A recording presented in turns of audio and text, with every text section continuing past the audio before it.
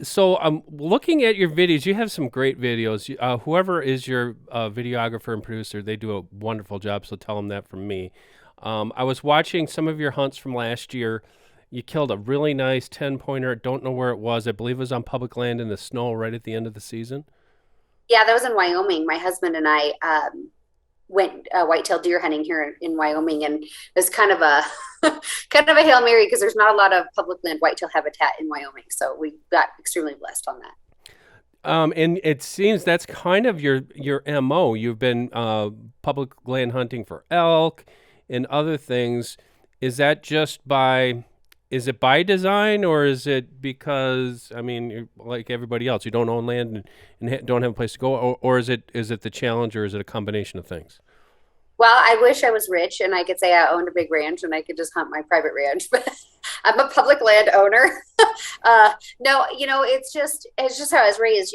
We have mules, and I grew up with mules, and my mom started it actually. She bought my dad a tiny little pony mule for packing out deer and elk, and then it just progressed, and I started riding when I was two, and I've had mules ever since. And it's one of the reasons we wanted to move to Wyoming. Really, is in Oregon we just didn't have as many hunting opportunities, and so my mules were kind of standing around a lot, and so we moved to Wyoming. I'm doing every hunt that I have on my schedule this year is on public land for season 7, apart from whitetail, which I'll do some non-resident, private land whitetail hunts in some other states. I see that you've been hunting in, well, Oregon, Wyoming, Kansas, Missouri.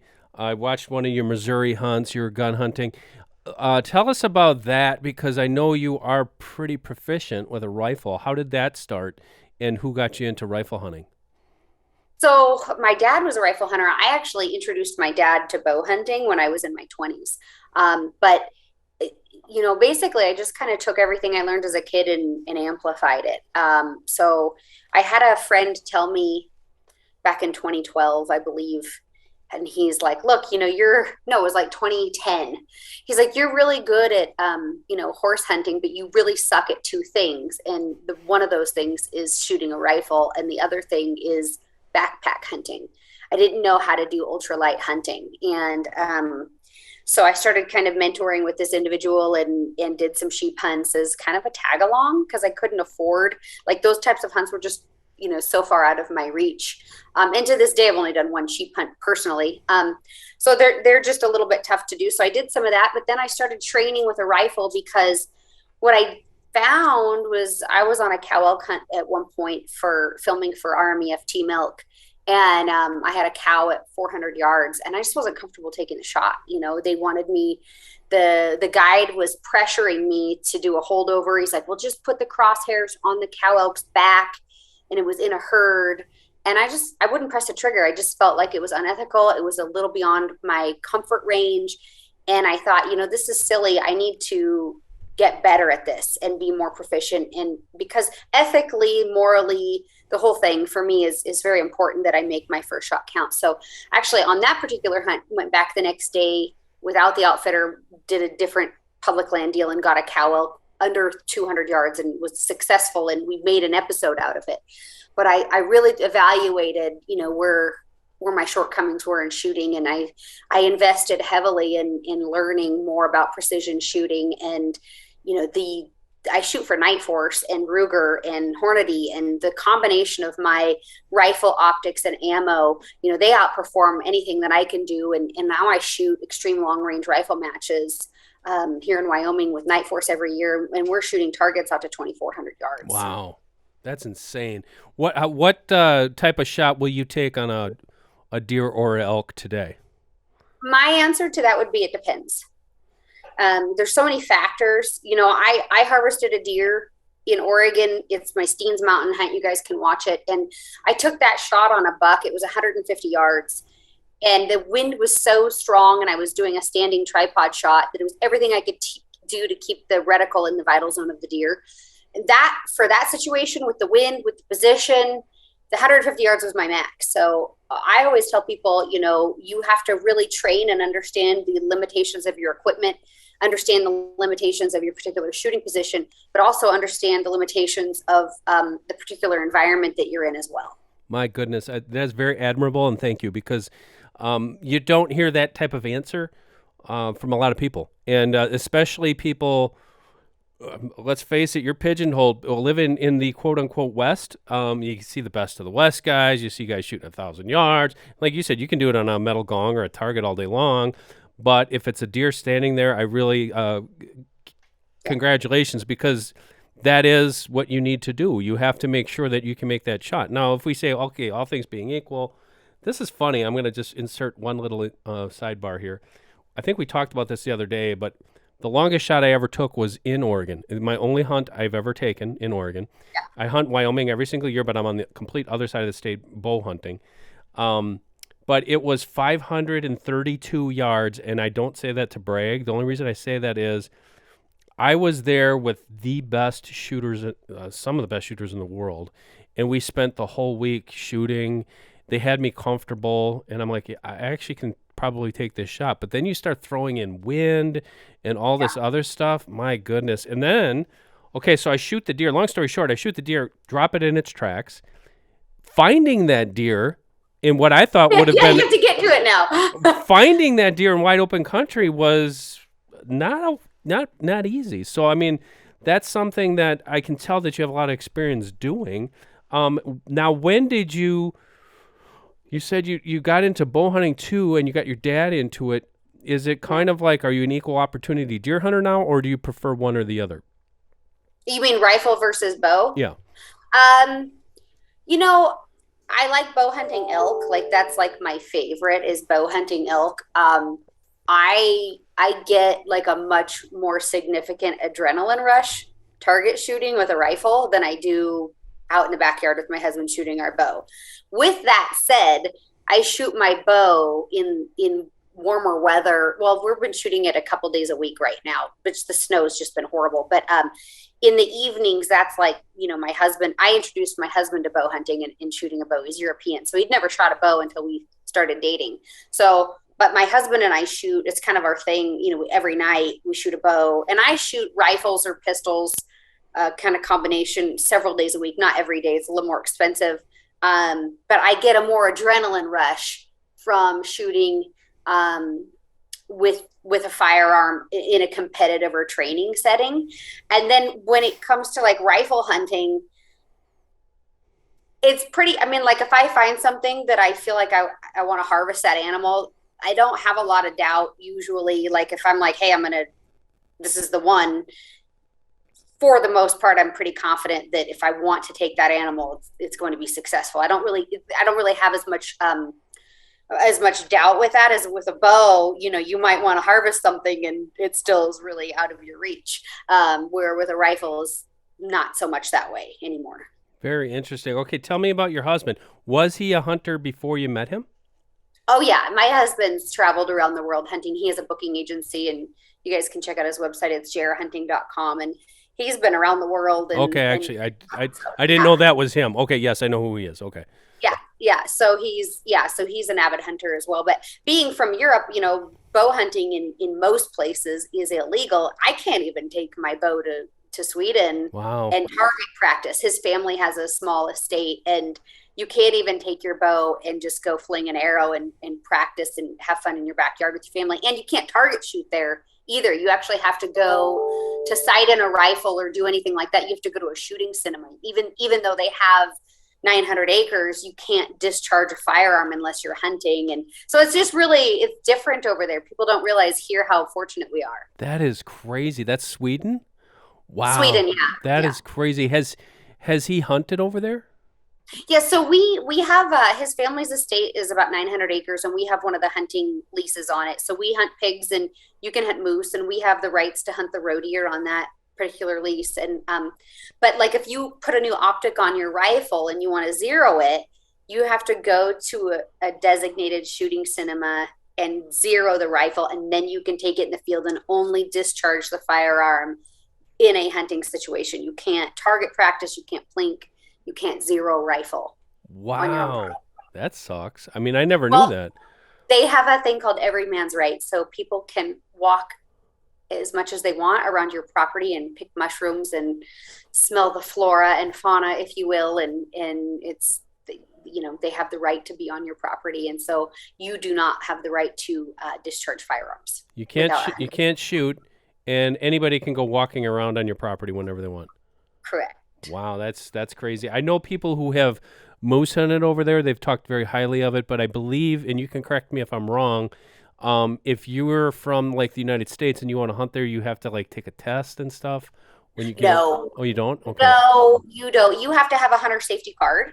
Um, that's valid, and then you enter that, and then the wildlife in Sweden is managed by the landowner. So there's a quota on like species like moose, but like roe deer, for example, there's no quota on. So as a landowner, you are responsible for the ethical management of that particular species in relationship to the ecosystem that you have on your farm. So that is a landowner managed thing. So if you decide you want to go, shoot 10 deer in a weekend, you can go do that. And there's no tagging. So it's actually very easy to hunt there. It's just, there's not like public land opportunities there like you find in the US. So his family being, this is fascinating. We've actually published some articles. This is years ago. I've been here too long because I don't remember. But we've published articles on deer hunting opportunities in Europe. So the landowner, you said so his family is responsible for managing, let's just say, the roe deer on that property. Correct. The moose are government managed. Okay. So different species have different rules, but roe deer in particular is managed by the family. So my husband is the controlling interest in the roe deer on his family farm. So we manage those assets. Give me a example, like how many roe deer do they have on 900 acres? I don't know how many. Overrun with them, or is it just no? It's not. It's like whitetail deer on a farm. Okay. Very, very similar dynamic in numbers, and they'll do driven hunts where they'll harvest does, because like whitetail, they're very prolific species. And then Yogi is very cautious in managing for age, and then also culling out specific genetics as well. Very cool. Have you had the opportunity to shoot a roe deer yourself? Yeah, we actually got engaged, and I shot a silver medal roe deer. It was the biggest roe deer they've taken on that farm. Dang. So my husband let me take it. It's pretty nice. do you get to keep the antlers and stuff, or? Oh yeah, we keep all the meat, and so with all the wild pigs that we harvest, all the roe deer that we harvest, the hunting team shares the meat because things in Europe they function different than here. So the hunting team shares the meat, and we have it all processed, and then it's a shared resource amongst the family or hunting team. Very cool. Okay, I started getting sidetracked. I find that stuff. I find that it's really interesting. Absolutely fascinating. Okay, so we were talking about that. I do know also, and it comes through in your just your expertise as far as shooting and firearms, and I know you do the competition stuff. You are a big proponent, Second Amendment person. I believe, correct me if I'm wrong on this, you have a program, or you've been involved in a program called Refuse to be a Victim? So that is a non-firearms personal kind of protection class that is offered through the National Rifle Association. And it's basically for those people that want to fortify their living space, fortify how they perceive the world, fortify how they interact in public spaces and in their own private spaces without firearms. Okay, that's not a firearms deal. Okay, so correct. Not getting too far into the weeds with that. Tell me more about. You said now your dad was a logger. You did a lot of packing, like going back in the backcountry. Did he get you in that type of hunting, or was that just something that came some other way? No. My dad got me into that. I've been going and packing in since I was probably 4 or 5. This little toddler jumping up on a mule. Yeah, well, literally, like there's pictures of me like hanging off the side of him trying to get on and like running out across a meadow, jumping creeks, and so since I was a small child, and we still have mules, and it's still an important part of our family. I actually just bought 2 new baby mules this year, and people are really enjoying watching me train them. And that's kind of we're launching a new kind of self-filmed lifestyle series called Our Wild Life. And a lot of it is based on like building our farm and training mules and just like ranch life. And it's going to be a really fun series to kind of put together this year. Was that just an adventure thing, or was it because like this is the way feasibly we're the only way we're going to get in back there to be able to hunt? I'm assuming you did deer and elk that way. Well, in Wyoming, especially, I mean, four-legged creatures, if you can ride and pack them, offer you a lot of opportunity to go places that other people can't, and to hunt animals that otherwise would be very difficult. For example, like in Wyoming this last year, we packed in, my husband and I, and we harvested 2 deer. And, it only took us 4 days, but we were able to pack out in one trip our entire camp, That's both awesome. deer, head, hides, meat, like the whole deal. And it just allows you a lot more freedom to go places that are a lot more remote and secluded. That's pretty. I mean, now you're doing things that I've never done that. Most of us, and I've done this a long time. Most of us have dreamed of that kind of existence where, I'm not boxed in on a small property. What type of advice would you give to some of the people who would like to experience that? Is that something where we see a lot, especially I watch the carbon TV shows. There's a lot of this adventure, and I get kind of jaded because some of the things I know aren't, I don't want to say honest, but it's like very Yeah. much sugar coated. Like, I'm going to show you that I'm this big rugged dude, and I'm like, most people aren't doing that. Like, is it really feasible for the average person to be able to do that, or is this a situation where it's like, no, you're gonna have to go with an outfitter if you want to experience this type of adventure? Yeah, 100% need to go with an outfitter if you've never done it. I mean, like even this year, I've been doing this my whole life. And this year, hunting this last fall was the first year that I didn't go with my dad, right? So it was me and my husband and a cameraman. And my husband can handle a horse, but he's not a horseman. And luckily, my cameraman's actually really good with horses. But my cameraman and my husband threw all the gear on the ground, and they looked at me and they're like, all right, pack it up, put it on the mules. And it was all on me, like 100%. My dad wasn't there. And I was like, oh boy. And the responsibility of feeding the mules and caring for them, and they're animals, and they all have a personality, and they all have their own quirks that as a handler, or having, as an owner of them, you need to know what those are so you can forecast potential situations that might be a problem. Like, for example, one of the mules I ride, he jumps water really bad. I don't really care when the pack saddle's on him. He can jump whatever he wants. If I'm riding him and I know we're going to have a lot of creek crossings, I'm not riding that mule.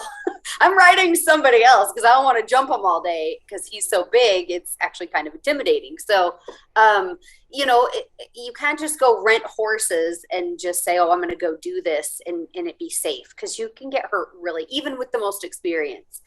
They're animals, they're strong, and they can hurt you. So, if this is an experience you want to have 100%, you want to do backcountry on horses, you need to go with an outfitter. Excellent.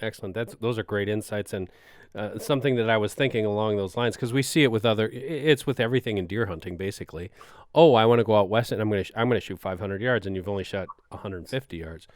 Well, Yeah. you better practice, or if I want to go elk hunting and I want to go bow hunting. Well, you have to be able to shoot 50 yards. Well, you better learn how to shoot 50 yards well before you get out there. Yeah. And the same thing with that backcountry. Did you do camping kind of stuff like too, or did you go out and backcountry and do deer camps like that? Yeah. We camped out. We camped out for our mule deer in Wyoming this year, and then in Oregon, I didn't have my mules in Oregon. I cashed out all my my resident points in Oregon last year, and my mules were in Wyoming. So my dad's buddy is in his 70s, and he has mules. We actually sold him his first mule, and so he was really gracious, and he's like, "Well, I'll pack you guys in." He's retired.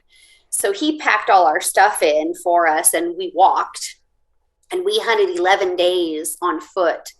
And I can tell you, I just wanted to thank God and kiss every one of those mules on the way out, because I was toast by the time we walked out. And I was so grateful to have that mule pack out my deer, because we spent 11 days with no shower in a 2-man tent, and it was It was a grind, It you had to know. be fun though. That had to be exhilarating.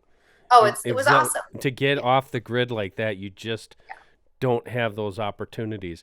So, mule deer or whitetail. I know you probably have hunted mule deer more than whitetails. Um, in your view, what are the differences and what do each bring to the table for you as a hunter? Well, I would say I've actually maybe hunted more whitetail than mule deer Oh, okay. because I tend to be able to hunt. Whitetail are a lot more affordable to hunt as a non-resident than mule deer are. Mule deer are becoming a very expensive non-resident species, which is another reason why we moved to Wyoming because mule deer, they're starting at $7,000 for gut-fitted hunts, and they're going up from there at this Wow. point. So mule deer have just gotten very expensive to hunt. So I've hunted a lot of whitetail. The difference is they're just completely different. The whitetail rut, my husband had not hunted whitetail in a tree stand much. He done it a couple of times, and we went whitetail hunting 2 years ago together. And he was my cameraman, and I'm in the stand during the rifle hunt, and the stand is shaking because my legs are shaking. And he's like, "Why are your legs shaking? You need to get it together." But the whitetail rut, when they're chasing, in that brief, there's only so many days a year that we get to experience the whitetail chase. And the deer were chasing that day. And I was so jacked up. My legs were shaking. The whole stand was shaking. And Yogi's like, "You have to get it together." And I'm like, a big buck could step out at any second. And you have to be on your A game, stop them, age estimate them, decide if you want to harvest them in like seconds. Yep. So it's really, to me, almost like a huge adrenaline rush, similar to what like I would experience in a contest, like or a rifle competition, because you just never know. So you're just like, you're like on pins and needles, and I love that about whitetail hunting. Even with a bow, you never know what's going to run by, or if you have a decoy out, what's going to run up to your decoy. Like last year, we had one day. I think I decoyed 9 different bucks in. I didn't harvest a buck; they were all pretty young. But just to have that many deer come by within bow range and do what they're fighting, they're this whole primitive like behavior going on, and it's just exhilarating. Doing that whitetail hunting is incredibly fun. With mule deer, typically we're not allowed to hunt during the rut in most states. Most of the time it's like a pre-rut. Montana does have some peak rut hunts, but that's one of the few states. So mule deer is more of like the spot and stalk, digging them out, trying to find them, figure out where they're feeding, where they're bedding, where they are in the rut. Are they getting ready to transition into rut? I did a really cool hunt in Utah a couple of years ago. I won the Book Cliffs Oh, wow. and my husband and I spent 12 days down there before I finally found a deer I wanted to harvest. But that was a cat and mouse game. It was trying to find them, hidden behind brush, and like just putting on all these miles. And so it's just a different, oftentimes just a very different type of hunting, where you're just really like traditionally like seeking and glassing and hiking and covering miles, and just totally different ends of the spectrum.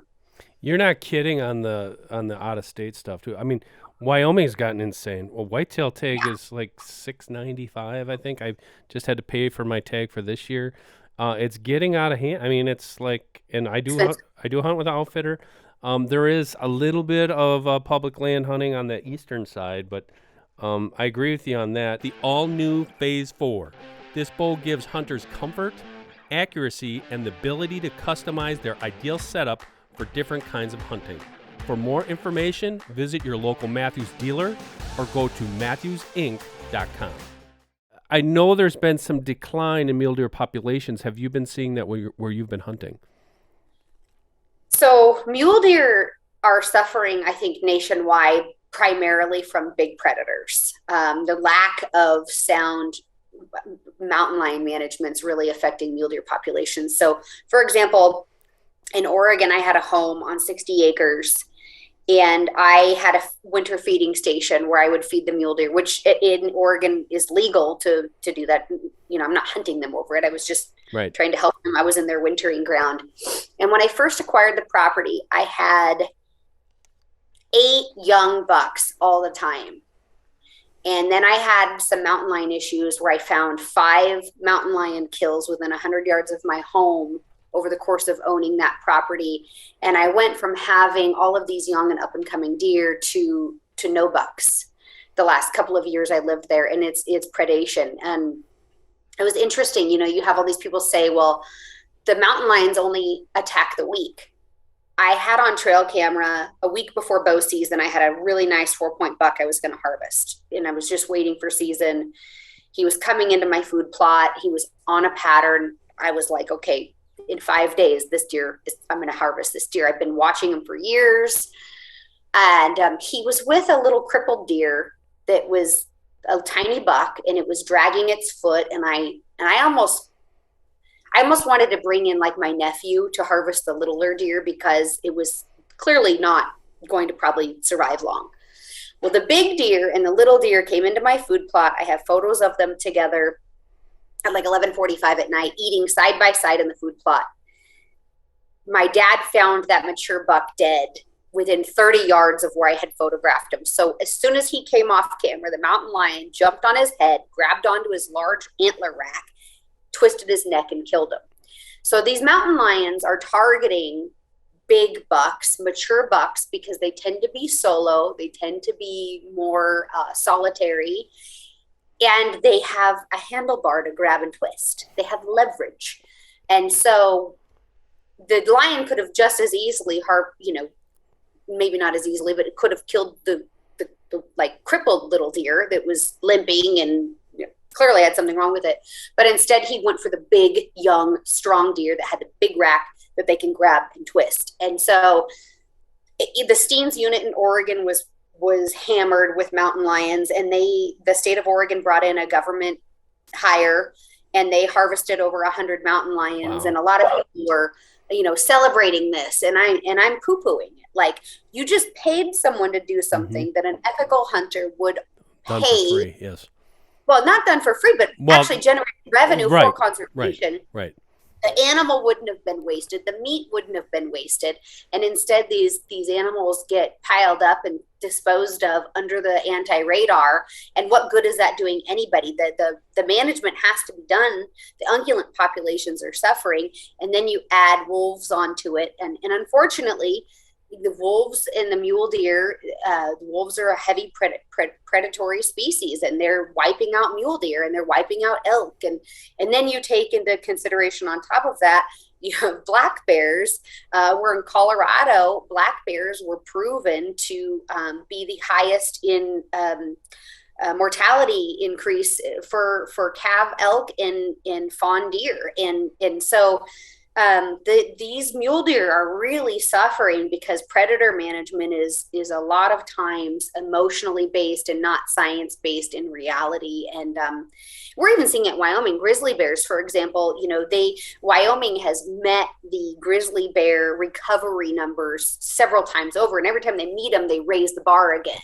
Well, now, like, for example, last week I was with SCIF, and we're having to hand out bear spray and do fake bear charging simulations so people can learn how to draw their bear spray from a holster and remove the safety, because people are dying every year now. And so it's not just the ungulates that are suffering from poor management. People are now also really suffering that are living in these communities. 100%. And thank you for shedding light on that.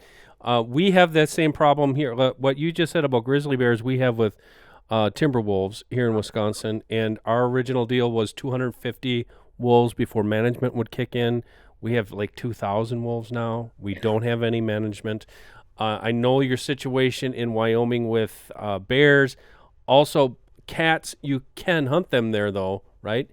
And you can get those tags as a resident, pretty much over the counter, I believe, right? I don't feel like mountain lions in Wyoming are as big of an issue as they are in Oregon. Right.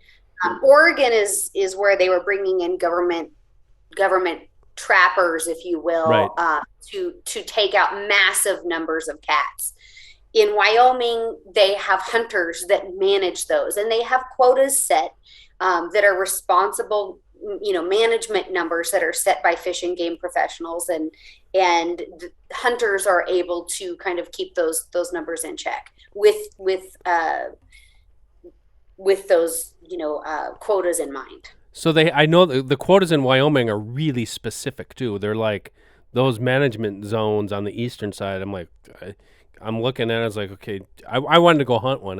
Haven't yet. But so in Oregon, they have nothing, is what you're saying? In Oregon, you can hunt mountain lions, but you're not allowed to use dogs. Okay. So in essence, you're not hunting them. No. Like, I mean, I had 5 deer killed within 100 yards of my home. And people are like, oh, did you kill the mountain lion? It's like, well, yeah, you have to see it. Yeah. And even though I live in my home, I'm armed in my home, they're hunting at night. I'm not out there with a spotlight 365. The chances of you finding them during the day is slim to none without a dog. Slim to none, correct. On a cat, because even when they're living in your yard, like, yeah. I mean, people were like almost shaming me because I didn't get the mountain lion killed. And it's like, well, how do you kill something that you can't see? You can't see them. And you can't find them. I've got buddies who tell me stories about hunting. This would be in Wyoming, where they've had cats like stalking them. So the cat would be up high in the rocks, and these guys were bow hunting, and they'd stop. They just kind of get a funny feeling and look, and there's a cat up there, just like a house cat, ready, following them. But like you said, a cat, no. A bear, black bears, we have tons of those. Baiting or dogs, thank goodness, here. So you have a couple in Oregon, different. baiting and dogs for bears is illegal as well. Oh my gosh! Wow, that's crazy. Yeah. So Wyoming still has a baiting season for black bears, which I think is very ethical. A lot of people say, well, how could you think that that's ethical? Because when a bear walks up to a bait barrel, I can judge its age, I can judge its gender, I can judge everything I need to know about exactly what I'm harvesting before I do that and make a very informed decision. Bears are extremely difficult to field judge. And in Oregon, they don't even care. It's perfectly legal to kill a sow with cubs as long as the cubs are a year old because the bear population is so bad. Because it's so bad. And in most states, it's completely Mm-hmm. illegal to kill a bear in a family unit. So exactly. It's just because of the poor management practices, they've opened up, mountain lion, you can kill, if you could find them, you can get up to 2 tags a year for mountain lion, and there is no closed season on them because they want you to harvest mountain lions if you have the opportunity. Which is great, but like you said, that's like finding a needle in a haystack. I'd never harvested a mountain lion in Oregon. And you owned land. So yes. And I had mountain lions killing deer on my land. Mountain lions killing deer. They are efficient, and I will also echo your statement. I believe you said Colorado. I didn't know it was Colorado, but black bear predation on fawns is just horrible. Unbelievable throughout this country. Okay, let me get to this was supposed to be our original topic, but Pursue the Wild. Tell me how that came to be. How did you get this out? First of all, what did you do before that? What did you do before you were like making TV shows, videos, and all sorts of stuff? So in my 20s, I sold real estate, and I worked with Safari Club International. So I was on like a local chapter stuffing envelopes, and then I was vice president, and then I was president of a chapter, and I went to DC and lobbied with SCI. And then later in life, I worked with She Outdoor Apparel and also Under Armour, and I helped both of them. I helped She Outdoor Apparel rebrand from She Safari into She Outdoor Apparel. And actually, I was the designer of their current She logo way back. Okay. Way back. And then I helped Under Armour launch their women's hunt line originally. Not aware of that either. Okay. Yeah. So you know Kip and Colby, obviously. Yeah. Jason Hart, Pete Engel, Eric Crawford, like that whole team kind of brought me in an eon ago. Okay. And I started co-hosting Rocky Mountain Elk Foundation's Team Elk television show, and I co-hosted that with Brandon Bates for 6 years before I started Pursue the Wild. And I started Pursue the Wild because RMEF came to me and they're like, look, we're going off network. We're going to launch our own basically network on their own website. So their own hosted type network, which was called Elk Network. I don't think they do that so much anymore. And so they're like, it's really a good opportunity for you to do your own show if you want, and we'll give you a network, a digital network to air it. And so I went to SHOT Show with a pilot, and I had tons of relationships over the years with people, and that was in 2017, and I've been doing Pursue the Wild ever since. Wow, that's awesome. So this is something. I mean, I didn't realize that you had started working for Safari Club that long ago. It's I some. was the youngest, I think, at the time, and possibly still today in history, chapter president of a SCI chapter. How did you get into that? I mean, like, was it just your love of hunting, or? So when I was a kid, my parents were always involved in RMEF, and my Okay, mom and dad would go to banquets and do that whole thing. And she's talking Rocky Mountain Elk Foundation. yeah, That's Rocky okay. Mountain Elk Foundation, and so conservation was always part of my family. And then we had a local safari club chapter, and I just met some people that were really involved in it, and they're like, "Oh, you should be a bigger part of what we're doing locally." And I'm still working with Safari Club to this day. So, and I still do stuff for Rocky Mountain Elk Foundation as well. That is awesome. That is awesome. It's great to hear your background, and it's very refreshing to hear your knowledge, especially on the biology part. I really, really enjoy that. What are some of the things? Let's I don't want to take this too far over, but what are some of the things? I ask everybody this. What are some of the things that bother you with today's hunting community?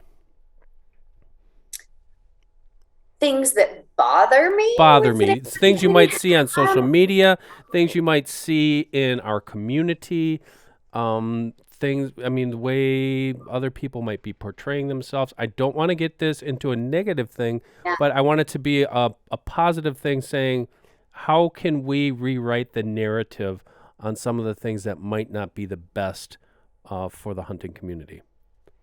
Well, I think that as a whole, we need to support all legal forms of hunting, because as we chip away at each other, we chip away at everyone. So having support of all legal forms of hunting, whether you choose to hunt in your back 40 or a high fence, or I don't, as long as it's a legal method of take, I think people need to support that and get on board and get behind it, because if we chip away at each other, we're just losing as a whole. So that's one of the things that I see that occurs online, quite a bit, a lot of negativity surrounding that. But I try to obviously educate people and not get angry. So I don't really have a lot of anti-hunters that come after me because, for example, Rocky Mountain Elk Foundation did a really cool initiative, the Hunting is Conservation Initiative, and they did some infographics that spelled out state to state and then nationwide how hunting is conservation. And so I feel like people should arm themselves with more factual information so that when people approach them with an emotional narrative that's misleading, they have facts to back up the reality of hunting. And there's a lot of people that use words like trophy hunting to kind of belittle and demean.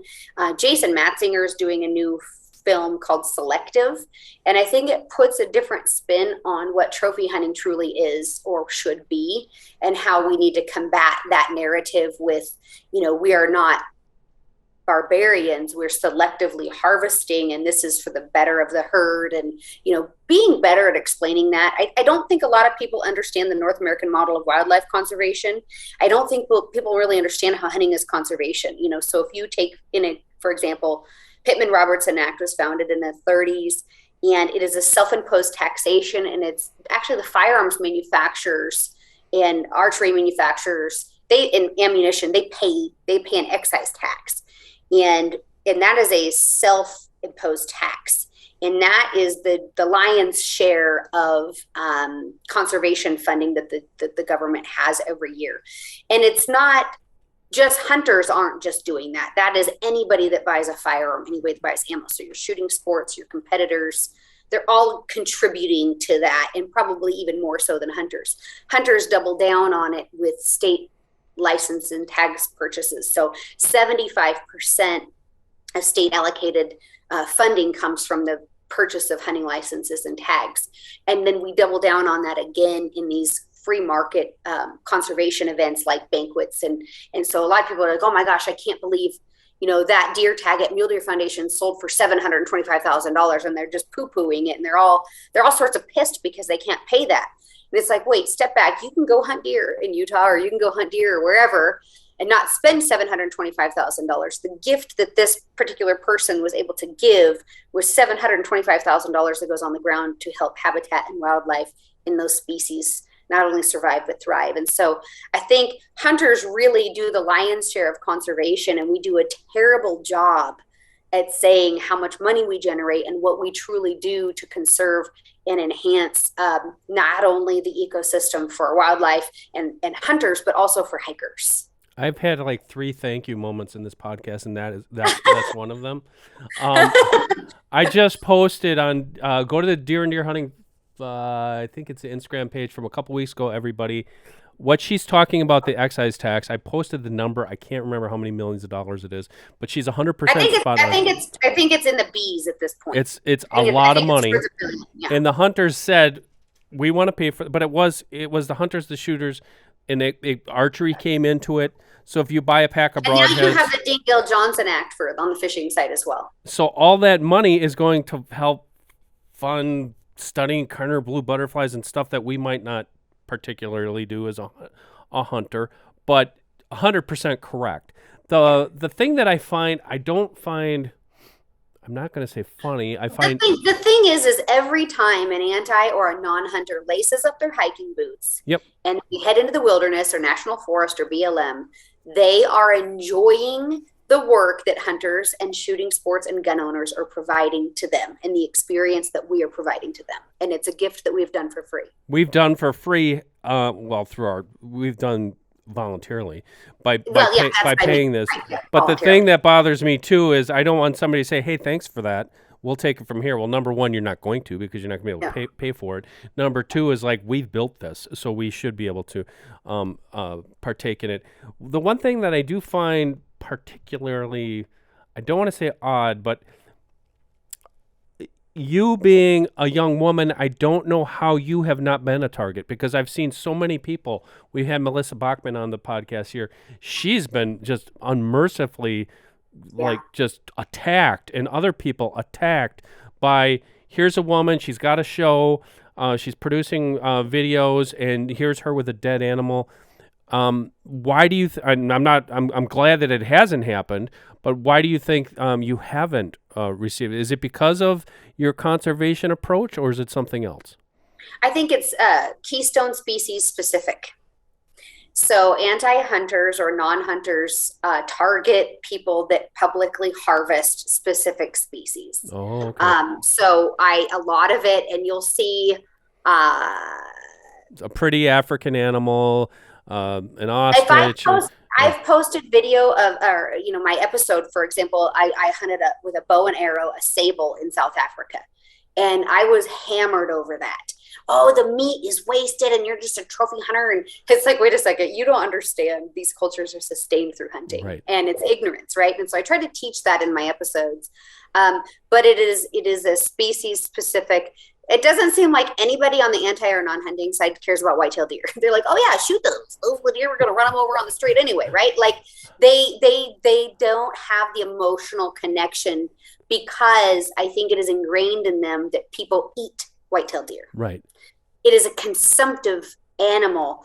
They cannot conceptualize eating a bear. Therefore, you can't eat bear. You can't eat mountain lion, but actually you can, just because you don't conceive it as being normal. I'm a huge advocate for hunting and harvesting and consuming horses. Feral horses need to be hunted, they need to be harvested, and they need to be eaten. If you go to any grocery store in Europe, any meat market in Europe, they sell horse in every one of them as burger, steaks, round, and lunch meat, and there's a huge variety of it. And we have a huge feral horse population in the United States that nobody's managing, everybody's protecting, and they need to be harvested and they need to be eaten. And it's this species that's like totally taboo. You can't eat a horse. Well, why not? Like, why? Just because your emotion is tied to it? I was in Germany. They were selling donkey sausages. I have mules. Okay. I pet donkeys.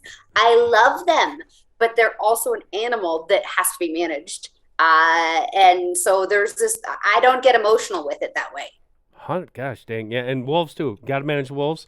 Love wolves. Wolves have a place on the landscape. Absolutely, 100%. We'll never disagree with that. Are wolves endangered? No, there's 60,000 wolves in North America. 60,000 Yeah. wolves. But I They're not think a lot of endangered. it is just, depends on the species you harvest. If you want to go and you want to do certain hunts and you don't want people to yell at you, don't post it. And then there's some people that post it because they want the attention. Absolutely. So, I mean, I'm not saying it's right or wrong. I'm just saying, you put out there on the social media platform something that is a highly volatile or argued species. Buckle up, put your big girl pants on because you're going to get some hate. That's just part of it. 100%. And when you said don't post it, I say that should apply to everyone. I guess I'm just getting tired. I'm getting downtrodden, weary from seeing, excuse my language, stupid shit being posted on Facebook, Instagram, Twitter, because somebody is sitting there saying, "Oh, I want to be important too." Just do it because you love it. If you're a true hunter and you love it, I know I'm kind of preaching to the choir here, but don't do it for the wrong reasons. And I think, but don't play the victim position. Correct.